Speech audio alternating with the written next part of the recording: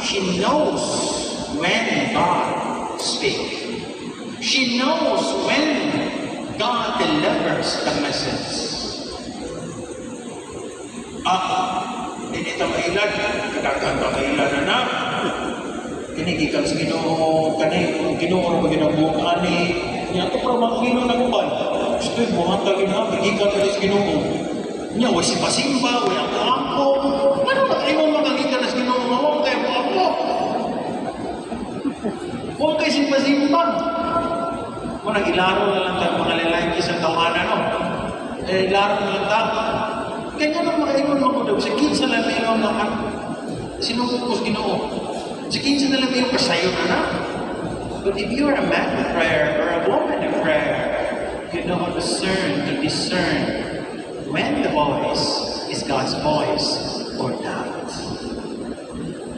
Atong Mary man atong anginon si Jose, atong anginon. Si Jose, sakit kay naitabo ni Jose. Kay buntis ang mahal na Virgin Maria. Mary is pregnant and not his. And they're about to get wed. Kanang mga betrothal sa Dios 1 year. But that is already legal binding. Hindi na siya pwedeng malasawa pa o lain ang mahal na Virgin Maria. But it takes 1 year. So that's the betrothal period. Karon, by principle, si Mary, iya na yun ni Jose. Usa na lipuan, ang kasal, that una ni Jose si Mary, dito sa ila. That's the year of betrothal. Karon, within that betrothal period, nabuntis ang mahal na Virgin Maria. And Joseph is sure that that child is not his. May kumat Joseph, di ginaako, kuldinghan sa kukuto. Di ba? Kung sa itong kasakit, matugkad ninyo ang kasakit. Ato, ako rin ko matugkad. Grabe itong kasakit mo Ba't mo ka patahamin ko, Joseph? Now, is the intention to leave Mary, but not to expose her to the law. Di ba mo nag-inom sa Biblia? Nya karon, tulad ng ato dinata na diskutan diha. Ang kanang yung nahikatong si Joseph. Unya nang damgo. Unya sa damgo giingan siya sa anghel, Joseph, wake up. The child of Mary is God's son. Wake up, take care of the mother and the child. Di ba mo na? Sige buhat Jose. Pag mata ni Jose dito dayo. Kay dito katuwa na ingana kasakit ang itabo niya gidamgo pagkausa. Okay na? Dili, huwag mo kabantayan na. May kita mo portray ba, kanindo ka ito ang healthy, na susi. Ibutan ko lang ang sitwasyon. Sumaya ko nag-analyze kung dali ba. Pangasapunon, gitawag na ang kasal, na schedule, asang simbahana, sa ba, na reception, yung karon, pila ka buwan sa kasal, buntis ang imuhang fiancé. Kunya karon magdamgo lang ka usa ka gabi, inigdamgo nimo ingon ang anghel, ayaw iyain ang maong babae pagkasilip. Igmata nimo, okay na? Dili ka kadugtong sa imong ginikanan. But why is it so true with Joseph? Why is it? My friends, do not miss the point. It's not the magic of the story. No, it's about Joseph as a prayerful person. Mawid ang minong sa Evangelio, he is a just man. Because Joseph knows very well when the message is coming from God and when it is not. He knows very well that this is God speaking to him. Pumadali na kayo dahil na kayo dahil po wala na nagagibalitan si Maria because he knows when the message comes from God. Again, I thank the Lord, the Blessed Virgin Mary as the epitome of being handmaid of the Lord. Let us learn her part. To learn to listen to Him. to truly look up and behold. Listen to God, my friends. Listen to Him often. Ayun ako ginagawa ko. Ginagawa lang ko. As simple as making the sign of the cross before you take your meal. As simple as praying short prayers before you drive to your office, workplace. As simple na ano. Ayun ako ginagawa. Ginagawa yung mag-fasting, gin mo ka na adlaw. Dinra ba ni fasting, tawag ka na yung umano, may diet, intermittent prayer. Just make it consistent. And in that manner, you learn to listen to God. No? Ayaw mo ginagawa. Kaya kanino sa'yo nga itong mga bata, itong tugluan niya, di sa tag-ginagawa. Una, di mo sila ganahan. Daliman ka ng mga bata na first time, hindi pa ganit ka ba, Hail Mary, Holy Mary, inyo na yung parosayuhon. Insan pa may ganahan na. Hinahinaya, sir. Hinahinaya, sir. Ginagmay. Handmaids of the Lord. Learn to listen to God. Mary, my friends, after she said her yes to God, it was not an easy journey. Di ba name was Mary? I am the handmaid of the Lord, be it done to me as you say. Those were the last words. Ask her yes. But I hope you don't forget that Mary also said, how can this be? That is part of Mary being the handmaid of the Lord. Not only how it sounds, she feels the pain. When siya yes to your will, and now if I say yes to your will, I get pregnant, and then I will lose Joseph. Yan, lagi siya Joseph. Ang aman. And she loves Joseph very much. They're about to get wed. Nung nakapunta na siya, how can this be? Huwag itong mamunta na mahal na pirin mo yung saan pagbuntis. Ebo, kasi ang saan pagbuntis. Oy, kaya pumunta na, how can this be? If I get pregnant, I lose Joseph, the love of my life. Kamu nakasabay siguro mo ano, losing the love of your life? Kasakit, anak. Nung nakainom, Miss Mary, how can this be? And do you think it's a life? It's a walk in the park? No. Right from the start, my friends, it's no easy. She was about to lose Joseph, the love of her life, when she said her yes to God. And mates, it's no easy journey. It's not a walk in the park. But Mary teaches us how to look up and behold. When she was about to give birth,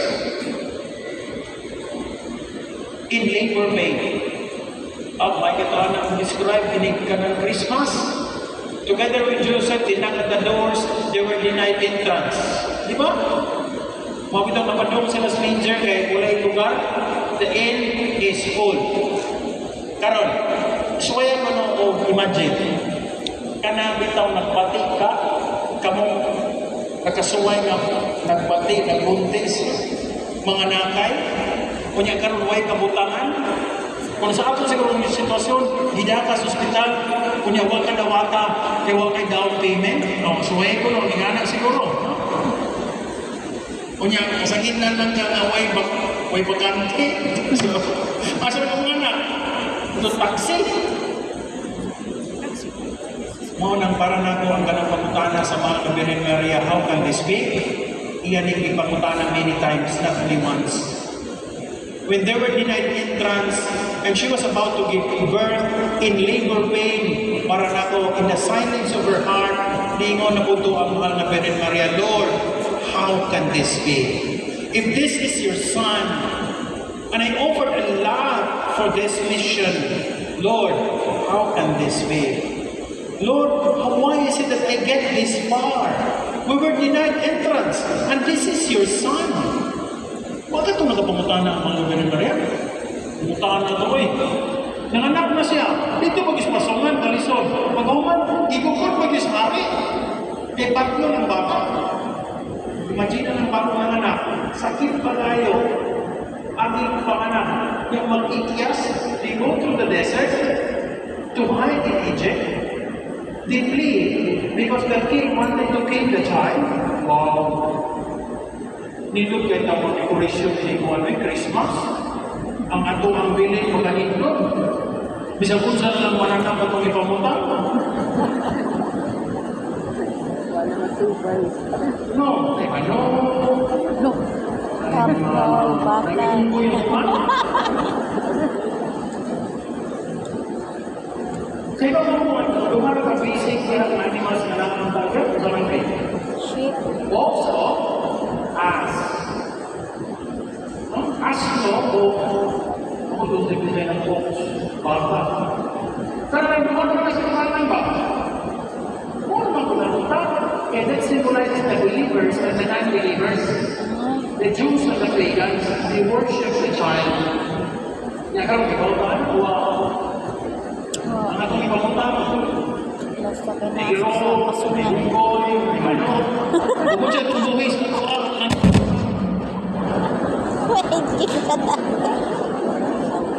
tinawagan niya sa Wala pa this sa is not easy. Dinigyan nila nature. Pamata nila sa akin. And then fleeing because against or feeling the wrath of the king, it's not easy to a woman just give it birth. Diba? How can this be? I pray to the Lord, like Mary saying yes to God. But please, do not miss my point. It's not easy, sir. It's not to walk in the park. Perhaps you will ask the same question, how can this be? If that is enough, my friends, Mary at the foot of the cross. Mary at the foot of the cross. Do you think it's easy? A woman looking at her son dying, bleeding to death. Para kung tanong sa mga Virgin Maria ito, in the silence of her heart, tingin na sa siya, Lord, how can this be? How can you allow your son to die in this time? Diba? Sukat ko pagsugod, ang Diyos katapusan, nagsigil yung pagmamahal ng mga Virgin Maria, how can this be? Amazing. Thank you so much for committing and offering yourself to the church. And be like Mary. Mary will teach us, not only you, but the whole church, to look up and behold. Look up and behold, because this world has a different way of interpreting things. Look up and behold, because what this world has to offer us has a different standards of doing things. Look up and behold, because through that, you will know how to hear God's message and truly say, Lord, I am the handmaid, and your handmaid, be done unto me as you say. Be familiar with God's words. Please know when God delivers His message. Ayaw pailan sa bisan kinsa na musulti. Be familiar with God's voice, with God's word. Pray often. Pray and pray and pray.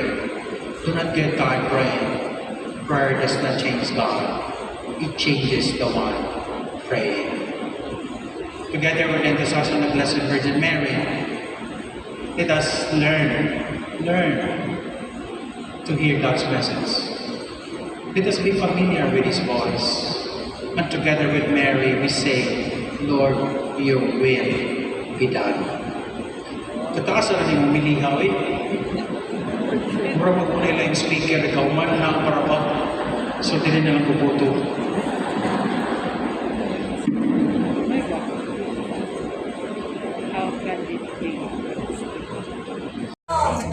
Diba? Mga angel, darang mga angel. Hi.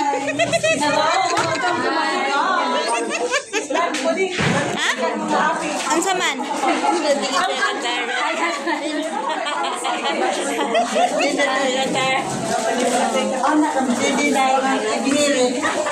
Mga tagaliluan. Aliluan?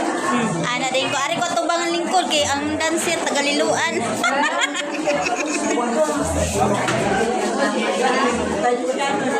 Ha? Padre Tiano dili na. San Vicente to si Padre Siano. Kami San Fernando. Pero doon ra, masakay ra. Motor niya na si Luno nila. Pero tricycle. Pero kami taga dito. Ano yan? Ah,